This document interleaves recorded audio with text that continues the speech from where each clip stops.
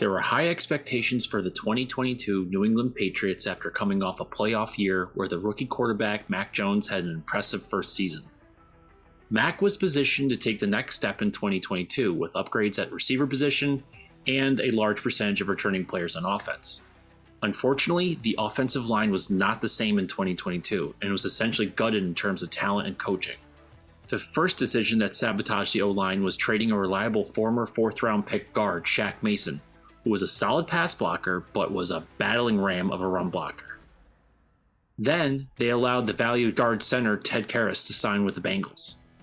2 interior line starters from the playoff season were gone, making a huge hole to fill with both in terms of depth and talent.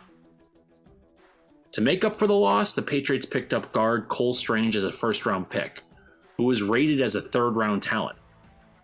I knew Strange had a great Senior Bowl, but I was concerned about taking him as a reach guard, when the first round had great tackle prospects, including Trevor Penning from Northern Iowa. I was hoping the Pats would trade up to get Penning, thus allowing the undersized Isiah Wynn to be put in the guard position for a season and leave the monstrous Trent Brown at right tackle. There was a possibility to have an elite offensive line, but the unit fell apart early in the season technically and disintegrated in terms of injuries in the second half. Now it's time to rebuild the offensive line.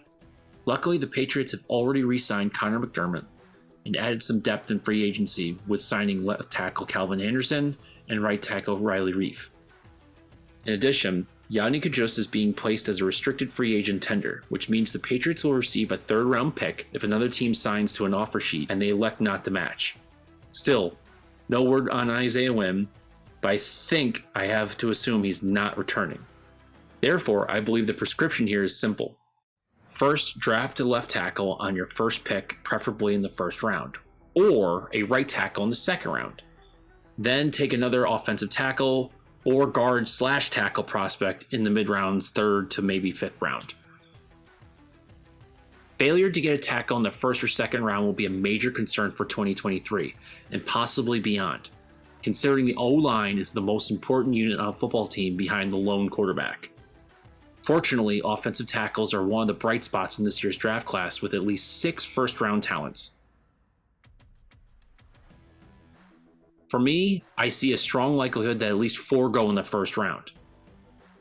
My position has been draft a left tackle in the first and go after a slot receiver in the second round.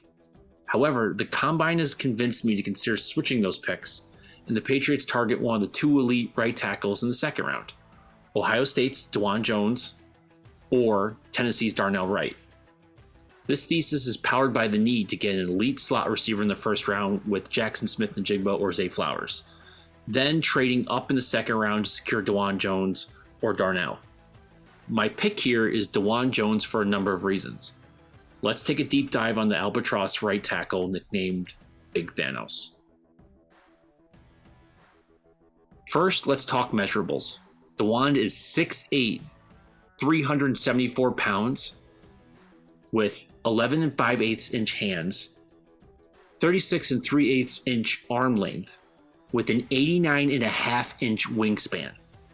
I invite you to go find another NFL player who has these measurements.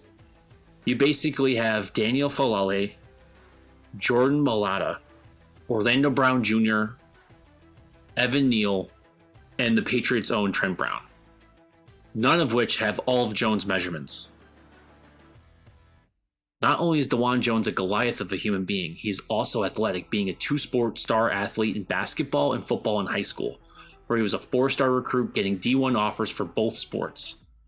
As a Buckeye, Jones played all 4 years and started his last 2 years. His senior season was the most impressive, where he saw action in 11 games, almost 700 snaps, but only allowed 4 QB hurries, no QB hits, and obviously not a single sack at right tackle.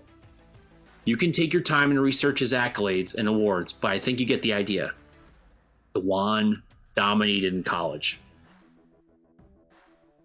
If you look at his tape, you get the idea that he is an absolute bulldozer in the run game.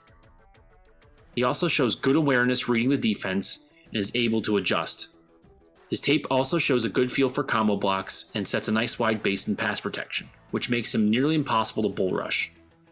His powerful long arms allows him to command a large space and improves his prospects at being a potential left tackle. Despite his size, Dawand is remarkably quick and nimble that allows him to mirror and handle speed rushers.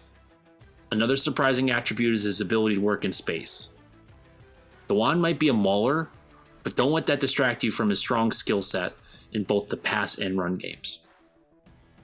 I must make note, Jones does have some downside that appears to come from his immense size. One, his tape shows that he tends to stop his feet after initial contact and will rely on his size to dominate his opponent. His foot speed is not slow, but could be an issue with fast edge players. Another issue is his tendency to slip off smaller defenders and sometimes ending the play on the ground. Most of these issues can be addressed, however, the advantages of his size does bring some downside risk. Without a doubt, Dawand Jones is a gigantic tackle with clear tangibles, making him tremendously desired as a pro-level tackle. His raw power is balanced with good technical prowess. My decision to go with Dawand over my other tackle targets is the possibility of New England can pick him up in the late first round or early second round.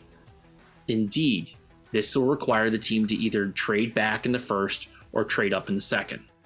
I am willing to use whatever draft capital it takes to get Jones, because he has the potential to be a plug-in right tackle for the Patriots with the potential to play the left.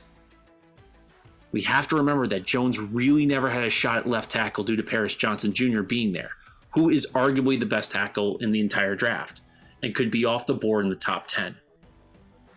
Dawand could be one of the best left tackles in the draft, but we simply never had the opportunity to see it. Drafting Jones would instantly improve New England's offensive line, period, and set them up with a franchise tackle for years to come. It would be their opportunity to make up for their previous blunders. So what do you guys think about Dawand Jones? Should he be our first round pick? Should we be trading up to get him in the second? Is there someone better? Let me know in the comment section below. Thanks for watching.